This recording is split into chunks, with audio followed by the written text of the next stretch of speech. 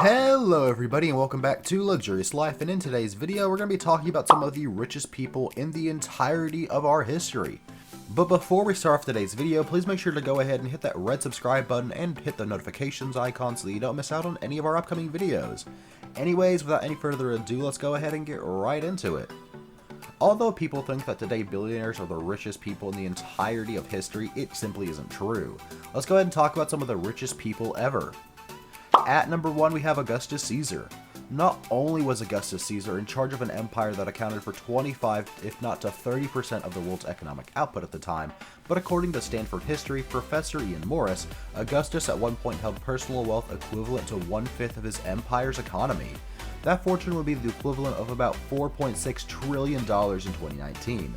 For a while, Morris adds, Augustus personally owned all of Egypt. That is definitely hard to top. The purpose of a battle is to remain alive. At number 2, we have Emperor Shenzong. China's Song dynasty from 960 to 1279 was probably one of the most economically powerful empires of all time.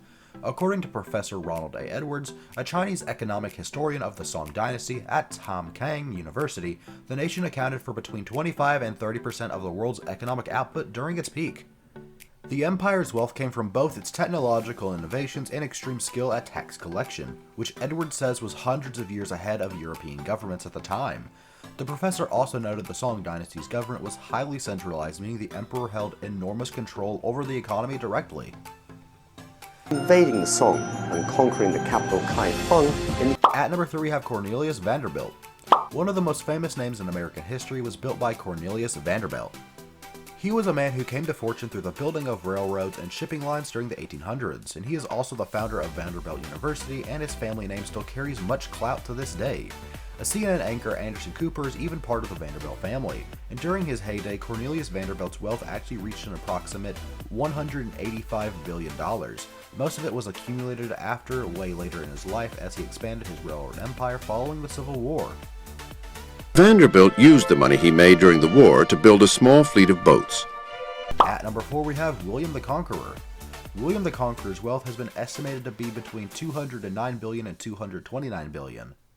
Best known for becoming the first Norman king of England, William reigned from 1066 to 1087, and he led the final successful invasion of England, becoming a monarch after setting out to dispose of one. He was also known as William the Bastard and is thought to have been a descendant of Viking invaders from years before, which explains where he got his knack for invasion. And ruthless usurpers, since he had first become duke at the age of just 7 in 1035. At number 5, we have Tsar Nicholas II.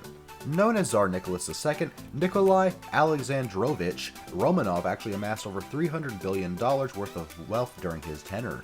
And Nicholas II is probably most famous for being the last emperor of Russia before the country fell during the Russian Revolution.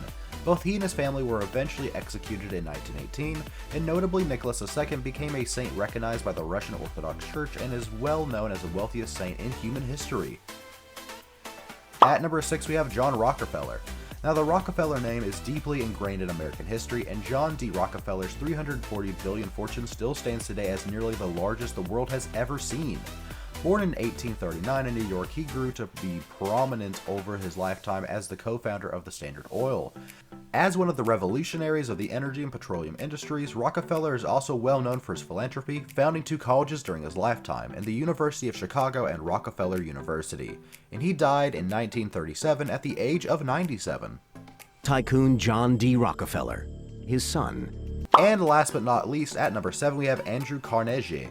Andrew Carnegie is an incredibly wealthy and powerful industrialist and came to prominence actually during the mid-1800s by the way of the steel industry. Having been born in Scotland, Carnegie came from a very poor family that entered the United States in the late 1840s. After successfully investing in a number of ventures, Carnegie founded the U.S. Steel Corp, which actually earned him most of his $310 billion fortune.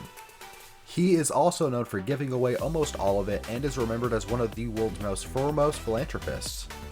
Well guys, that is all we have for you today, and thank you all so much for watching. If you guys enjoyed the video, then please make sure to go ahead and drop a like and subscribe to the channel if you haven't already for more content like this and so much more. Anyways, we'll see you guys next time, and please do take care until then. Have a great day, and bye-bye everybody!